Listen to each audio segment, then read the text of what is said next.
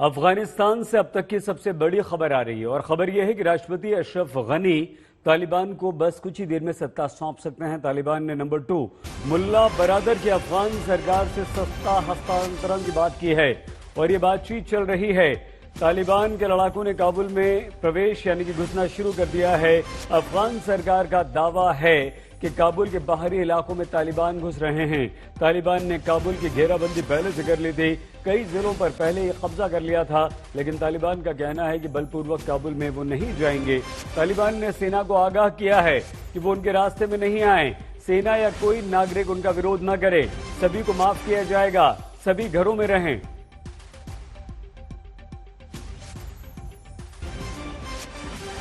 और काबुल से इस वक्त आलमी हमारे साथ सीनियर जर्नलिस्ट हैं, वरिष्ठ पत्रकार हैं। आलमी, आप प्लीज बताइए इस वक्त क्या चल रहा है वहां पर।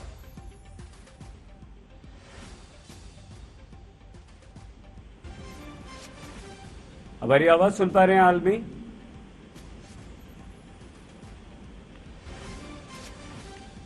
राष्ट्रपति गनी सत्ता सौंपने को तैयार हैं। सूत्रों के हवाले से यह खबर भी आ रही है तो काबुल में मुल्ला बरादर राष्ट्रपति गनी से बातचीत कर रहे हैं। मतलब यह हुआ कि सत्ता हस्तांतरण जो है वो अब अफगानिस्तान में हो रहा है। तो अफगानिस्तान से अब तक की यह सबसे बड़ी खबर है। अफगान की सत्ता पर तालिबान काबिज होता हुआ नजर आ रहा है और तालिबान अफगानिस्तान की राजधानी काबुल में प्रवेश कर रहा है। ये 4 तस्वीरें हम आपको दिखा रहे हैं और ये 4 तस्वीरें मतलब अफगानिस्तान की ये बड़ी खबरें इस वक्त जो वहां पर चल रहा है, ये अपडेट है अभी तक का। राष्ट्रपति अशरफ गनी तालिबान को सत्ता सौंप सकते हैं, सबसे बड़ी खबर तो यही है। और तालिबान में मुल्ला बरादर जो अफगान सरकार से सत्ता हस्तांतरण पर बात कर रहे हैं, यानी कि राष्ट्रपति गनी और मुल्ला बरादर की आपस में इस समय बातचीत चल रही है। दूसरा, तालिबान के लड़ाकों ने काबुल में घुसना शुरू कर दिया है। अफगान सरकार का दावा है कि काबुल के बाहरी इलाकों में तालिबान घुस रहे हैं। तालिबान ने उधर काबुल को घेरा है और घेराबंदी पहले से कर ली थी, ये भी सच्चाई है। कई जिलों पर पहले से कब्जा कर लिया था, लेकिन तालिबान का यह भी कहना है कि हम बलपूर्वक काबुल में नहीं घुसेंगे। तालिबान ने सेना को यह भी कहा है कि सेना रास्ते में ना आए। सेना या कोई भी नागरिक अगर तालिबान या तालिबानियों का विरोध नहीं करेगा तो हम सभी को माफ कर देंगे।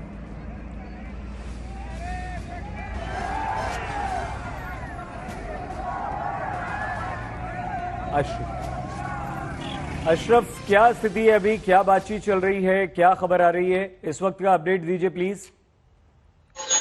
बिल्कुल सही। दरअसल जैसे आपने कहा कि अब तैयारी यही चल रही है कि जो नंबर 2 है तालिबान में मुल्ला बरादर, वो पहुंच गए हैं काबुल। उनके लिए विशेष विमान के जरिए वो उनको काबुल तक लाया गया है और उनकी बातचीत जो है अब वहां पर प्रेसिडेंट जो अशरफ गनी है उनके साथ इसी बात को लेकर हो रही है कि किस तरह से जो है ट्रांसमिशन ऑफ पावर हो, जो सत्ता छोड़े अशरफ गनी जो कि राष्ट्रपति हैं अफगानिस्तान के और सत्ता तालिबान के हाथ में आएगी, जिसका चेहरा फिलहाल जो है मुल्ला बरादर होंगे जो कि तालिबान के नंबर 2 हैं। और इस बीच जो सबसे बड़ी खबरें अफगानिस्तान से आ रही हैं, खासतौर से काबुल से। काबुल में जो ही पूरी घेराबंदी काबुल शहर की है तालिबान ने, उसके बाद लोगों में काफी क्यास मचा हुआ है, काफी अफरा तफरी है काबुल में। मेरी कुछ सहयोगियों से, दोस्तों से वहां बात हुई, उनका कहना था कि हर तरफ काबुल की सड़कों पर जाम ही जाम है। काबुल अफगानिस्तान की राजधानी के साथ साथ सबसे बड़ा शहर है। यहाँ पर हजारों लोग जो हैं न सिर्फ रहते हैं बल्कि पिछले कई हफ्तों के दौरान आसपास के शहरों से जितने भी सरकारी लोग, अधिकारी वो शहर छोड़ के चले गए थे, चाहे वो कंधार से थे, चाहे मजार शरीफ थे, चाहे फिर जलालाबाद से थे, वो काबुल का ही रुख कर रहे थे क्योंकि उनको लग रहा था कि काबुल अभी सुरक्षित है और इतना जल्दी तालिबान काबुल तक नहीं पहुंचा। लेकिन वो भी चुकंबे रह गए हैं। उनके साथ साथ जो बाकी विशेषज्ञ दुनिया में थे, खासतौर से अगर हम अमेरिकी इंटेलिजेंस एजेंसीज की बात करें, जो कह रहे थे 3 महीने का समय लगेगा। मैं 20 दिन पहले अफगानिस्तान में था, वहां पर जो जमीनी हालत थी उसमें यही लग रहा था कि कम से कम 1 महीना जो है तालिबान को काबुल तक पहुंचने में लगेगा। लेकिन वो काम मात्र 15 दिन में हुआ।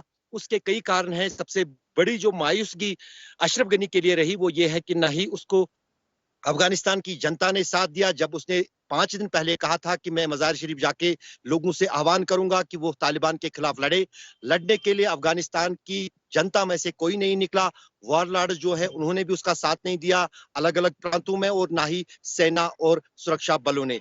जो ही कुंदूज में शुरुआत हुई 1 हफ्ते पहले, जब कुंदूज को पूरी तरह से पहला शहर जो था जिस पर तालिबान ने कब्जा किया, तो वहां पर बिना किसी बड़ी लड़ाई के हजारों और सैकड़ों जो सैनिक और पुलिस बल के लोग हैं उन्होंने आत्मसमर्पण किया तालिबान के सामने। न सिर्फ खुद वो आत्मसमर्पण करने के लिए सामने आए, बल्कि जितना भी इंफ्रास्ट्रक्चर, जितने भी हथियार सरकारी थे वो भी उन्होंने तालिबान को सौंपे। तो उससे तालिबान की ताकत बढ़ती गई।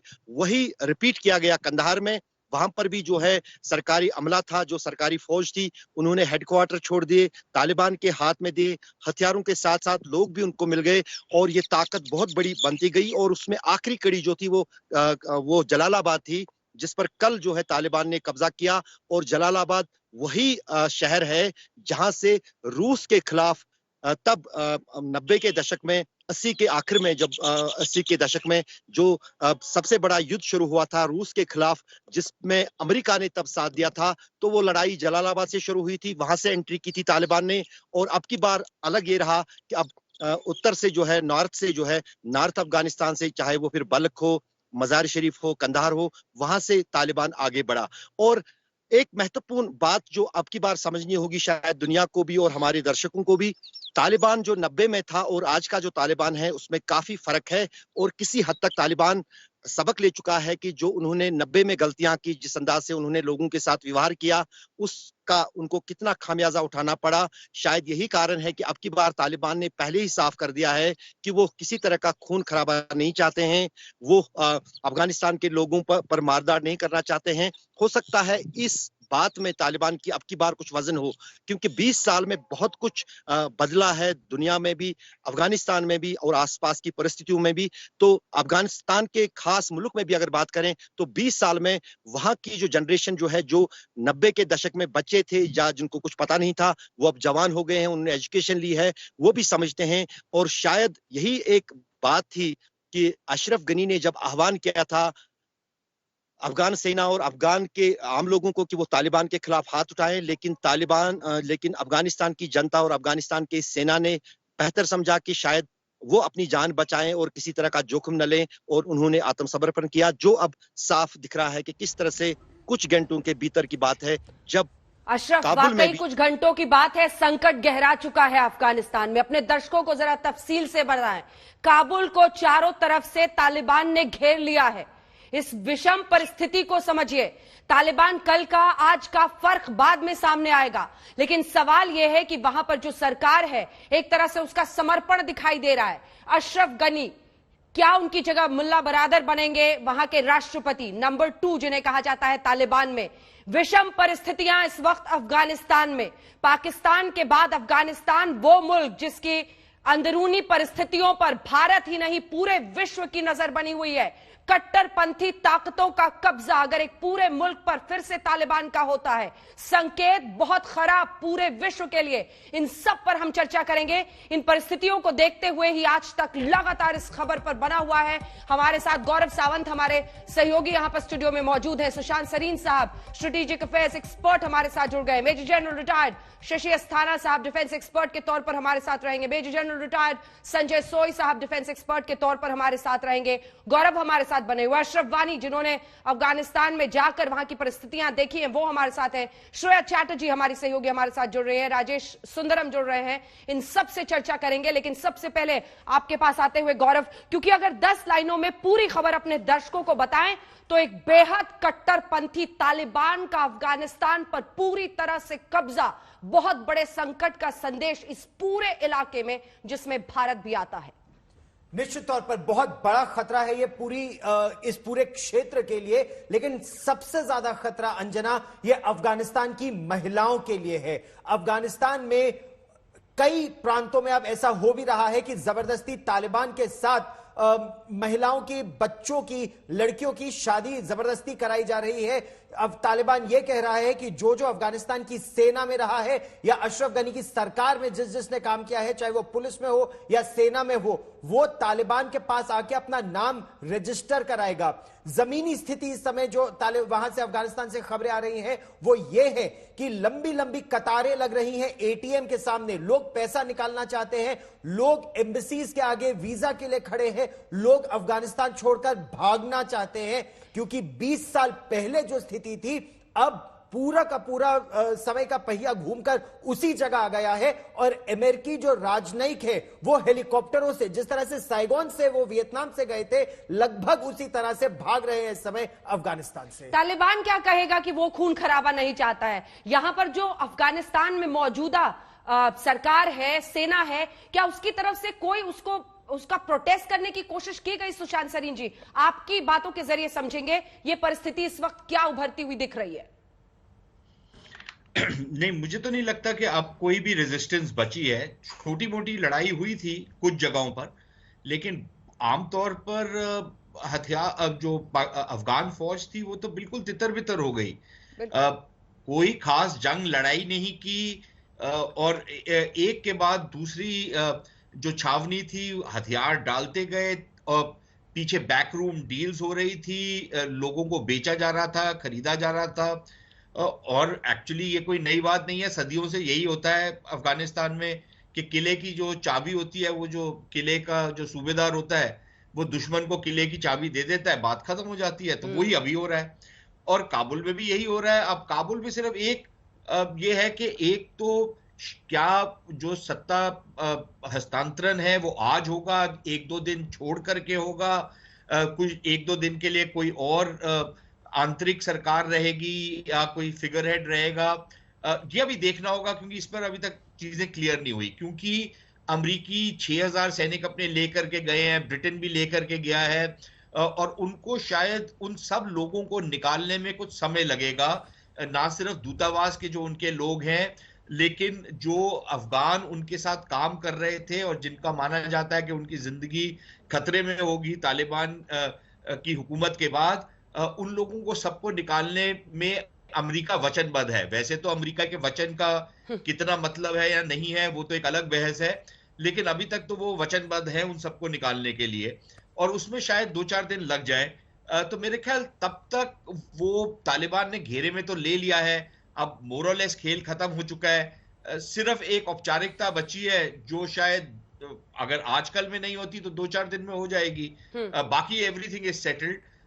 एक शंका और हो सकती है कि कुछ लोग हो सकते हैं कि वो ये चाहें कि भाई हम लोग लड़ाई लड़ेंगे, लेकिन वो भी कोई ज्यादा देर चलेगी नहीं और उसमें नुकसान बहुत होगा लोगों का। तो मेरे ख्याल आम राय यही बन रही है कि भाई अब खेल खत्म हो चुका है तो किले की चाबी दे दी जाए। खेल खत्म हो चुका है क्या अशरफ जी? नेगोशिएशन अंजना, उसमें नेगोशिएशन जरूर होंगी कि बहुत सारे ऐसे लोग होंगे अफगान हुकूमत के या पूर्व अधिकारी जिनके खिलाफ यातनाएं हो सकती है, जिनके खिलाफ बदला हो सकता है, तो उन सबको निकालने की बात हो रही होगी कि उनको सेफ पैसेज मिल जाए। उसके बाद जो बाकी लोग बच गए, जो नहीं निकल सके, फिर उनका अल्लाह ही हाफिज है। बिल्कुल। अशरफ, एक बार फिर से आपके पास आते हुए, क्या खेल खत्म हो चुका है? जो बातचीत अशरफ गनी और इस वक्त मुल्ला बरादर के बीच में चल रही है, जिन शर्तों का जिक्र सुशांत जी कर रहे हैं, क्या परिस्थिति बनती दिख रही है? क्या शर्तें हो सकती हैं? अंजना, अब शर्त कुछ बची नहीं है वहां पर। जैसे सुशांत कह रहे थे कि दरअसल अब ये है कि इसमें जो है ये दुनिया का पूरा सिनेरियो ही बदल देगा। खास तौर से जो है ये जो हमारे जो साउथ एशिया है इसकी पूरी राजनीति अब बदल जाएगी। अब कहीं ना कहीं उन देशों को जो तालिबान सरकार, जिसमें हमारा देश भी शामिल है, हिमायत कर रहे थे, उनको भी कहीं ना कहीं तालिबान के साथ अब संपर्क साधना पड़ेगा। उसको लेकर यह सोचना होगा कि क्या तालिबान की जो सरकार अब नई बनती है उसको माना जाए या न माना जाए। लेकिन इतना तो साफ है, हमारे पड़ोस में 2 देश ऑलरेडी खड़े हैं जिन्होंने मदद भी की तालिबान की, चाहे वो पाकिस्तान हो या फिर चीन हो। चीन और पाकिस्तान की तरफ से एक डे 1 को जो है तालिबान की सरकार लेजिटिमेसी मिल जाएगी, क्योंकि वो उनके हित में है, उनके इंटरेस्ट में है। तो यही फिलहाल जो है साफ दिख रहा है इस। ठीक है अशरफ, हम आपके पास जाएंगे, आपका कनेक्शन एक बार कट गया है, लेकिन ये तस्वीरें दिखा रहे हैं, तस्वीरें अपने आप में भयावह हैं, क्योंकि तालिबान का जो अंदाज है वो आप देख रहे हैं इन तस्वीरों में। और ये देखिए इस वक्त तालिबान सरकार के बड़े चेहरे जिन्हें हम कहा जा रहा है, इन पांचों के नाम के जरिए एक तरह से लोकतंत्र के खात्मे का संकेत। और आप सोचिए कि चीन और पाकिस्तान जैसे मुल्क जो इस पूरे इलाके में हमेशा किसी ना किसी तरीके से संकट को बढ़ावा देते रहे हैं, ये उसी के फलस्वरूप ये आज ये तस्वीर देखिए, जब आप देखते हैं इस तरह से कट्टरपंथी ताकतों का एक बड़े मुल्क पर कब्जा, जिसका लंबे वक्त तक भारत के साथ बहुत अच्छा रिश्ता रहा है, एक इतिहास रहा है दोस्ती का, उस मुल्क में जब आप कट्टरपंथी ताकतों की पूरी तरह से इस तरह से बोलबाला देखते हैं, अली अहमद जलाली, मुल्ला अब्दुल गनी बरादर, इन्हीं से बातचीत चल रही है, अखूनजादा, सिराजुद्दीन हक्कानी, मुल्ला महमूद याकूब, ये वो 5 बड़े चेहरे जिनके जरिए आगे की परिस्थिति कैसी बनी तालिबान सरकार के साथ, उसको लेकर चर्चा चल रही है। लेकिन अशरफ गनी की भूमिका को लेकर हमेशा से निंदा एक तरह से हो रही है इस पूरी परिस्थिति में। मैं आपसे यह समझना चाहती हूं मेजर जनरल शशि अस्थाना, पूरा सरेंडर ही कर दिया क्या सर? क्योंकि हर दिन अगर तालिबान इस तरह से 150-200 किलोमीटर के फासले को तय करता हुआ शहर दर शहर कब्जा करता हुआ आगे बढ़ता चला गया, यानी रेजिस्टेंस, प्रोटेस्ट, उसका विरोध हुआ ही नहीं। देखिए, जब भी फौज लड़ती है लीडरशिप और हाई मोराल के साथ, इस केस में मोराल काफी लो था और सरेंडर कर दिया गया। जैसे ही पहला सरेंडर हुआ तो फौज में कहा जाता है कि एक पैनिक रिएक्शन जो है वो पूरी फौज में एकदम हावी हो जाता है, और वही पैनिक रिएक्शन इसमें देखने को मिला। और इसी पैनिक रिएक्शन के तहत इन्होंने कहीं पर भी कोई भी विशेष फाइट नहीं करा, और फाइट ना करने के कारण जो हालात अभी सामने पैदा हो रहे हैं वो नजर आ रहे हैं। देखा जाए तो ऑब्जेक्टिवली ये एक फोर्स्ड चेंज ओवर है। जैसे बाकी के देश कह रहे थे कि अगर ये फोर्स से अगर उन्होंने सत्ता हासिल की तो हम मान्यता नहीं देंगे, असली में तो उन्होंने फोर्स से ही सत्ता हासिल की है। अभी ये जो नेगोशिएशन दिखाए जा रहे हैं, ये एक इसको जामा पहनाया जा रहा है कि नहीं, ये हम नेगोशिएशन के थ्रू कर रहे हैं। क्योंकि तालिबान, जैसा कि एक प्रवक्ता आप मेरे से पहले कह रहे थे कि तालिबान बदल गया है, तालिबान के जो रूल हैं, शरिया लॉ है, वो कुछ नहीं बदला है। सिर्फ एक चीज बदल गई है कि उसकी स्ट्रेटजी बेहतर हो गई है। पुरानी हार से उन्होंने काफी सबक सीखे, और उसमें एक जो प्रोपेगेंडा और मीडिया, ये सब शामिल है, और इसीलिए एक वो फेस दिखाना चाहते हैं कि नहीं, हम हर जगह जो है जाके बातचीत से हम लोग इसको हल कर रहे हैं, और हर जगह हम बातचीत से पावर टेक ओवर कर रहे हैं। तो ये एक उसको जामा पहनाया जा रहा है। दूसरी बात, जैसे कि गौरव सावंत कह रहे थे, सबसे भयानक मुसीबत है महिलाओं की जो अफगानिस्तान की हैं, क्योंकि ये शरिया लॉ में सबसे बड़ी जो मुसीबत आने वाली है वो उनके सामने आने वाली है। तीसरी बात यह है कि अफगानिस्तान अभी वर्ल्ड का सबसे बड़ा जो एक जमावड़ा है टेररिस्ट का, वो बन जाएगा। यहां से बाकी के सारे देश, और उन सारे देश में अमेरिका भी शामिल है, चीन भी शामिल है, रूस भी शामिल है, और भारत भी शामिल है। एक्सपोर्ट ऑफ टेररिज्म एक बहुत बड़ा कंसर्न रहेगा, क्योंकि उनके आसपास जितने भी देश हैं वो ये पहले भी एक्सपोर्ट ऑफ टेररिज्म की बातचीत पहले भी चलती रही है।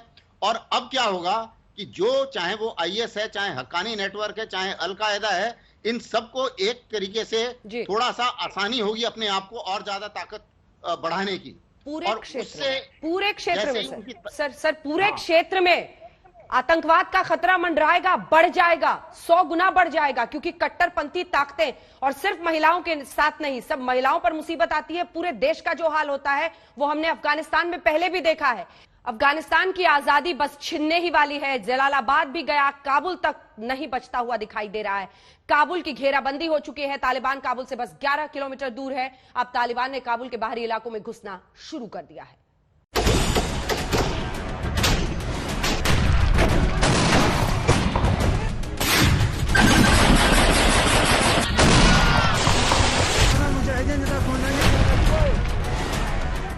अब काबुल दूर नहीं, तालिबानी लड़ाकों ने अफगानिस्तान की राजधानी को भी घेर लिया है। काबुल बस 11 किलोमीटर दूर है। काबुल पर कब्जा मतलब पूरे अफगानिस्तान पर तालिबान का कब्जा।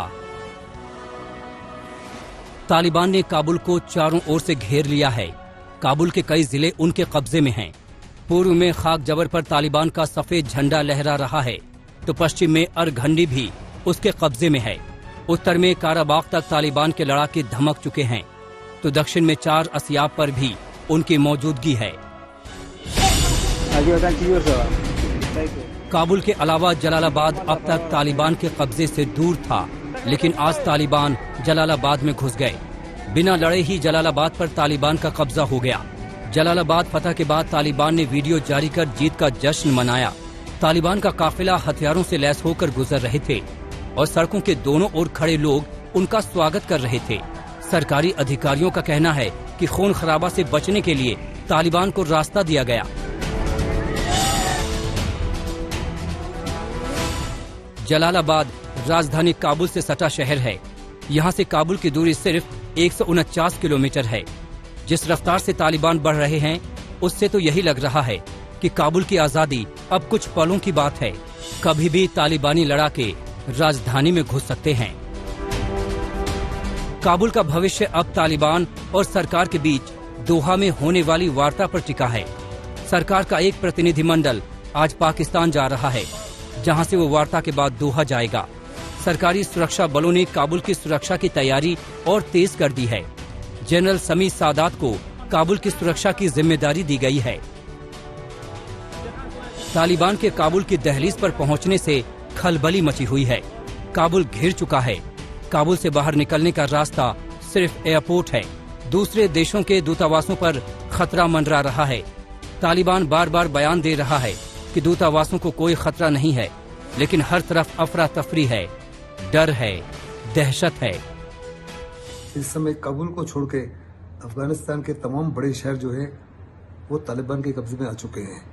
तालिबान की सेनाएं कुछ ही दूरी पर हैं और अगर वो काबुल के ऊपर कब्जा कर लेते हैं, जो उनके लिए बहुत अहम है, तो seat of governance, seat of authority and seat of power उनके हाथ में आ जाएगा। और अगर ये उनके हाथ में आ जाता है तो वास्तव में गनी सरकार का वो अंत होगा और अफगान नेशनल आर्मी का भी एक किस्म से अंत होगा।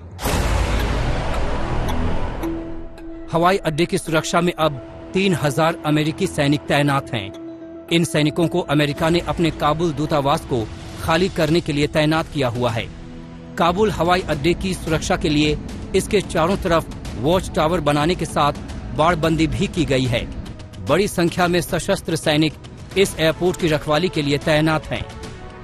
The Taliban have captured virtually the entire country. All that is left now is Kabul. The latest reports are they've reached the outskirts of Kabul. So I think what President Ghani today said was probably a last-minute rethink, because the speculation was that he's probably going to resign and then some kind of an interim government is going to take over. Perhaps there are some final negotiations still outstanding. Perhaps there was some last-minute pressure on him. मुहावरे कहे जाते हैं, तालिबानी सोच का हवाला दिया जाता है। ये वही विचारधारा है जो आतंकवाद, नफरत, सामूहिक अपराध महिलाओं के खिलाफ, इन सब के जरिए अपनी विचारधारा को फैलाता है। कट्टरवादी ऐसी ताकत जिसका हिंसा का ये स्वरूप आप तस्वीरों में देख रहे हैं। लेकिन जो परिस्थितियां इस वक्त अफगानिस्तान में बन गई हैं, जो भयावह पूरी दुनिया के लिए, वो जरा आपको समझा दें, क्योंकि तमाम शहरों पर कब्जा करते हुए अब काबुल को घेर लिया है तालिबान ने।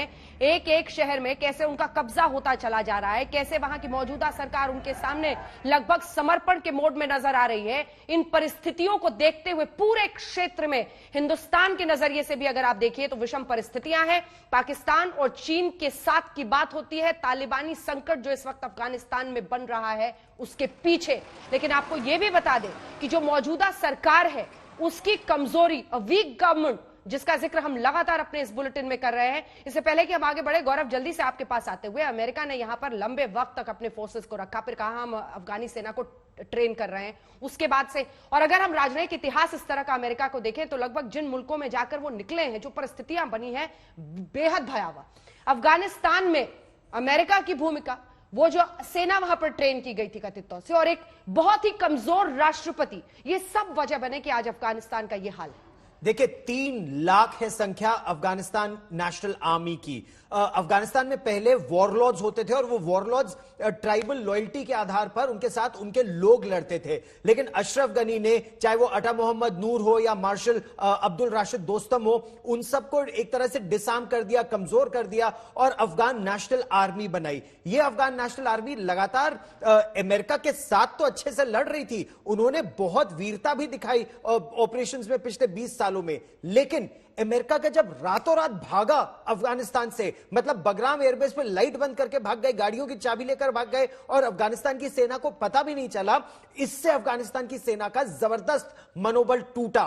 और फिर जब तालिबान ने बढ़ना शुरू किया तो अफगानिस्तान की सेना में 7 कोर है, 3 लाख सिपाही 7 कोर में विभाजित हैं, एक के बाद एक वो गिरते चले गए, बिना लड़े उन्होंने आत्मसमर्पण कर दिया। उनको तनख्वाह नहीं मिल रही थी, कईयों को उनके जनरल्स लॉयल्टी उनकी अशरफ गनी के साथ नहीं थी, उनको पता ही नहीं चल रहा था वो अशरफ गनी के लिए लड़ रहे हैं, अफगानिस्तान के लिए लड़ रहे हैं, मेंटेनेंस ऑफ एम क्या है उनका वॉर में तो पता ही नहीं चला, वो हथियार डालते चले गए। और अब तालिबान के हाथ अमेरिकी हथियार, अमेरिकी गाड़ियां, अनमैन्ड एरियल व्हीकल्स, जो सबसे आधुनिक हथियार जो आतंक के खिलाफ यूज होने थे, वो अब तालिबान के हाथ पहुंच गए हैं, लगभग आतंकियों के हाथ में कह लीजिए। मेजर जनरल संजय सोय, क्या एक भ्रष्टाचार में लिप्त बेहद कमजोर राष्ट्रपति और जिस तरह से वहां पर अमेरिकी सेना हटी और उसके बाद आगे बात बढ़ी, वो सब जिम्मेदार है इन परिस्थितियों के लिए? बड़ी खबर आ रही है, आपको बता दें तालिबान ने बगराम जेल पर कब्जा किया है। बड़ी खबर इस वक्त की है, एक बड़ी जेल है ये,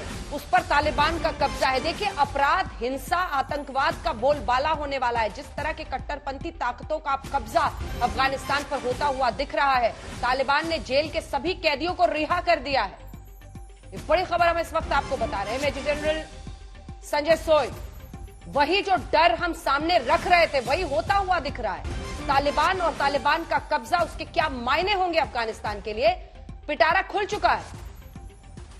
नहीं बिल्कुल अंजना जी और मेरे जो स्पीकर हैं बाकी, मैं इस समय जो हालात है वहां पर, ये इनसे मुझे कोई बहुत ज्यादा हैरानी नहीं हो रही है, क्योंकि सबको पता था कि अमेरिका निकल रहा है। तालिबान ने उससे पहले ही तैयारी शुरू कर दी थी, हमले करने शुरू कर दिए थे और एक तरह से बिल्डअप शुरू कर दिया था उन्होंने। लेकिन इतना तेजी से होगा, अफगान सेना का इतना तेजी से कोलैप्स होगा, ये चीज किसी ने नहीं सोची थी कि इतनी तेजी से एक के बाद एक उनके किले ढहते चले जाएंगे।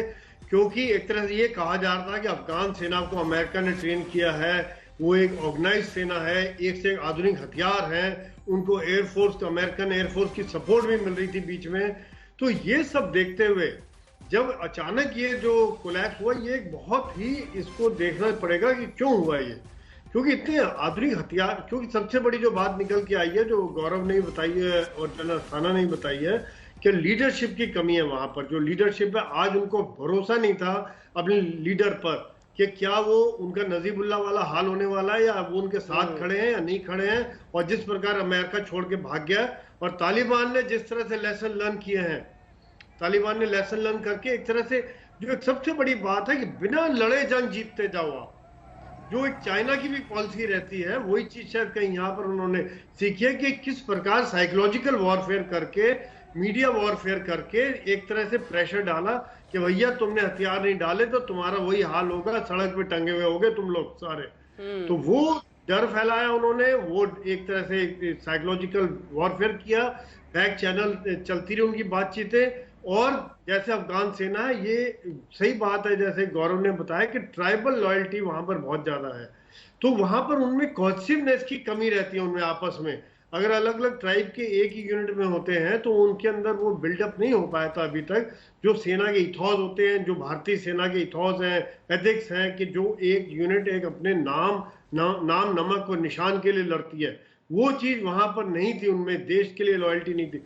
तो इसी वजह से जैसे ही उनकी बातचीत चली, जहां थोड़ा सा उनको सामने मुश्किल समय नजर आया, उन्होंने हथियार डाल दिए। और सबसे हंसी आती है मुझे इस बात पे कि आज तालिबान को चाइना और पाकिस्तान से हथियार लेने के बजाय उनको अमेरिका के इनडायरेक्टली सप्लाई हो गए। जो इन्होंने अफगान सेना ने उनको सरेंडर के एक से एक आधुनिक हथियार मिल गए, उनको 101 आधुनिक गाड़ियां मिल गई हैं, जो उनको जो anti tank, anti mine vehicles हैं, हर तरह की चीजें उनको मिल गई हैं। और जो आज जो बात और निकल के आई थी, वो है कि ये पूरी दुनिया, भारत के लिए नहीं पूरी दुनिया के लिए चिंता का विषय है, पूरी दुनिया के लिए चिंता का विषय है, क्योंकि आतंकवाद के पनाहगाह बन रहा है। बड़ी खबर इस वक्त की है सर, आपको बीच में जरा टोक रही हूं, जैसे ही बड़ी खबर आ रही है अपने दर्शकों को बताएं। अपने राजदूत को वापस बुलाएगा भारत काबुल से, ये संकेत साफ है। जिस तरह की परिस्थिति वहां बन रही है, हालात को देखकर फैसला लेगी भारत सरकार कि वहां पर क्या गतिविधियां होती हैं, क्या सत्ता हस्तांतरण होता है। ब्रिटेन सरकार भी अपने राजदूत को एयरलिफ्ट करेगा, सभी वहां से अपने राजदूत को एयरलिफ्ट कर रहे हैं, वापस बुला रहे हैं। यानी जो संकट की परिस्थिति बनती हुई दिख रही है, पूरे विश्व का उस पर असर हो सकता है। और वही नजारा आप देख रहे हैं, छन छन कर अब खबरें आ रही है, चाहे वो ब्रिटेन हो, भारत हो, सब अपने राजदूत को वापस बुला रहे हैं। यानी अफगानिस्तान की मौजूदा परिस्थिति पूरे विश्व पर असर डालेगी, ये साफ है। और सबसे बड़ी बात यही है कि अमेरिका के पीछे छोड़े हुए अति आधुनिक हथियार अब इन कट्टरपंथी ताकत के हाथ में पहुंच चुके हैं। आप सोचिए नजारा, और इससे पहले जो जो तालिबान ने किया है, जो दहशत उन्होंने बनाया, उसकी वजह से देखिए आज की मौजूदा सरकार वहां पर पूरी तरह से सरेंडर की परिस्थिति में दिख रही है। हमारे साथ अभी अफगानिस्तान तो पूरा हालात ख़राब हो गया था, लेकिन आज इसी दिन में काबुल भी बिल्कुल ख़त्म हो गया। क्या इस टाइम के हम इसी धरने के खातिर आया यहाँ पर इंडिया से, क्योंकि तालिब छोटा बच्चा को भी नहीं देख लेगा, बड़ा को भी नहीं देख लेगा, और लेडीज़ का तो बिल्कुल नहीं देख लेगा। जो काम दिमाग से आएगा वही करेगा। आप चीत हो पा रही है किसी से वहाँ पे कोई है जो? हाँ जी, हाँ, हमारा दीदी भी है, सारे रिश्तेदार का, चाची मम्मी सभी हैं वहाँ पर। क्या कह रहे लोग काबुल में जिनसे भी आपकी बातचीत हो रही है? क्या डर का माहौल है? वो लोग डर रहे हैं कि आगे क्या होगा? डर तो सबका है। तो पहले मैं ये कहना चाहता हूँ कि 20 साल पहले अमेरिका क्यों आया अफगानिस्तान के अंदर, किस लिए आया, किस काम के लिए आया था? ये पूरा अमेरिका फौज और नेटो फौज जो 20 साल पहले आया कि हम आतंकवादी और टेररिज्म ख़त्म करते हैं, तो 20 साल में वो किस काम में बिजी था? क्यों पूरा दुनिया का फौज अफगानिस्तान में आया? वो आसपास 10,000 तालिब को ख़त्म नहीं किया। ये सब एक साजिश है।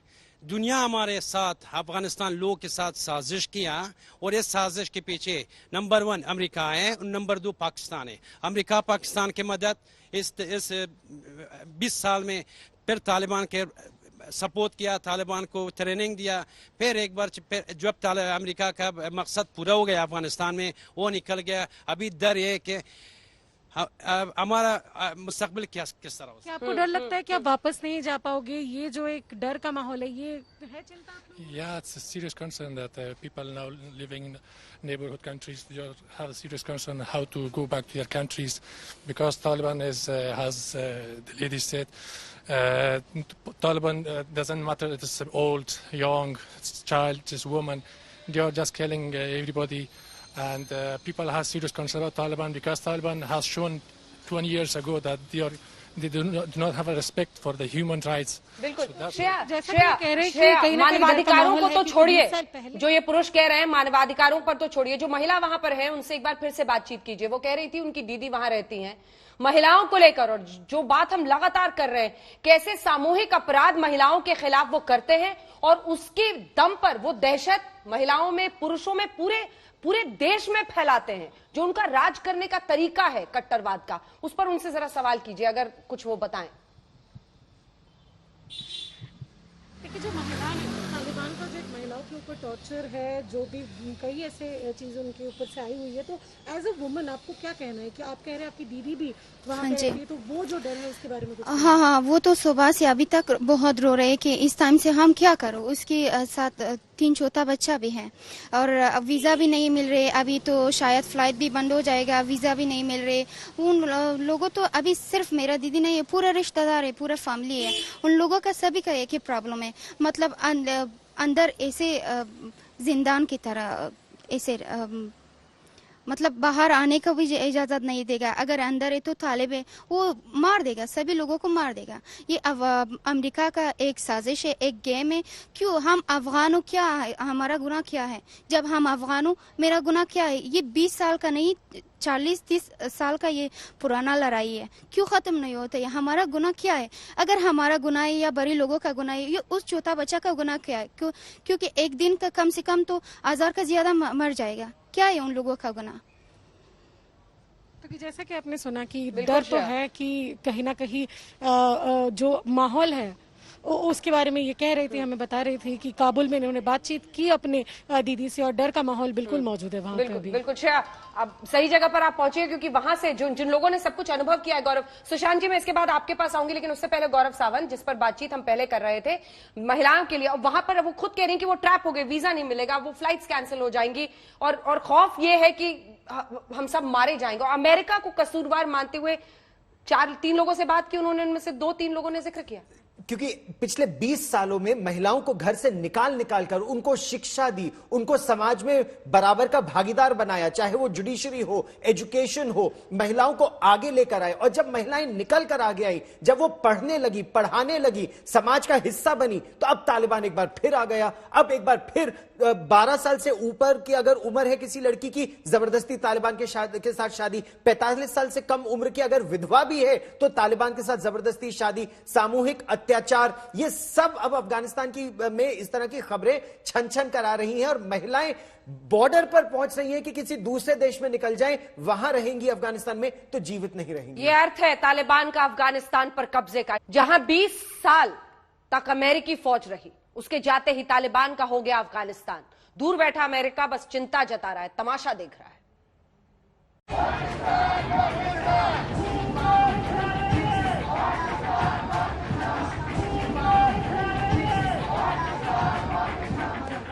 अमेरिका ने अफगानिस्तान से हाथ खींच लिया, लेकिन राजधानी वॉशिंगटन में तालिबान के खिलाफ प्रदर्शन हो रहा है।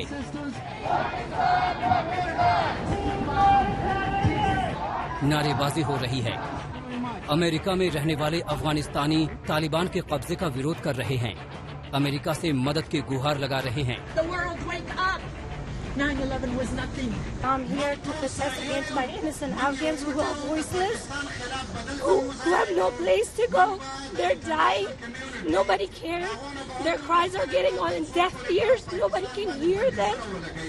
Today we are gathered here to protest against the proxy war in Afghanistan, which is launched by Pakistan.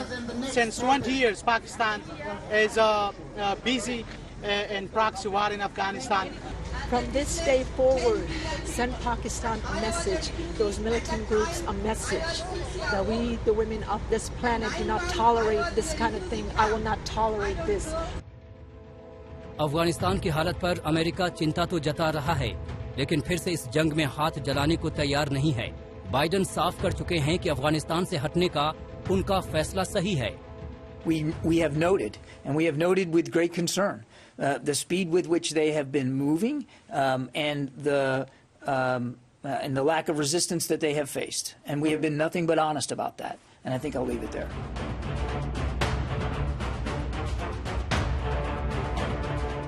Taliban को अमेरिका ने जिस तरह थाली में परोस कर दिया है, उसके बाद अमेरिका से और भी उम्मीद क्या की जा सकती है। अब अफगानिस्तान और गनी सरकार को तालिबान से कोई बचा सकता है तो वो है खुद तालिबान, जिसने अफगान सरकार के सामने 3 शर्तें रखी हैं। पहली शर्त यह है कि अफगानिस्तान के जेलों में बंद सभी तालिबानी कैदियों को बिना शर्त रिहा किया जाए। दूसरी शर्त यह है कि तालिबान को यूनाइटेड नेशन से मिले आतंकी समूहों के दर्जे को हटाने के लिए अफगान सरकार पहल करे। और तीसरी शर्त यह है कि राष्ट्रपति, रक्षा मंत्री, सेना प्रमुख, खुफिया एजेंसी और नेशनल डिफेंस सर्विसेज जैसे संगठनों का प्रमुख तालिबान का हो। अब ये फैसला अशरफ गनी को करना है कि वो तालिबान की ये शर्तें मानते हैं या नहीं। अगर ऐसा होता है तो ये अफगान सरकार के लिए अपमान और तालिबान के लिए जीत होगी। अफगान के राष्ट्रपति अशरफ गनी के पास अब वक्त कम है। तालिबान काबुल की दहलीज पर है। ऐसे में तो यही लग रहा है कि उनका इस्तीफा तय है और इसका ऐलान वो किसी भी वक्त कर सकते हैं। आज तक ब्यूरो।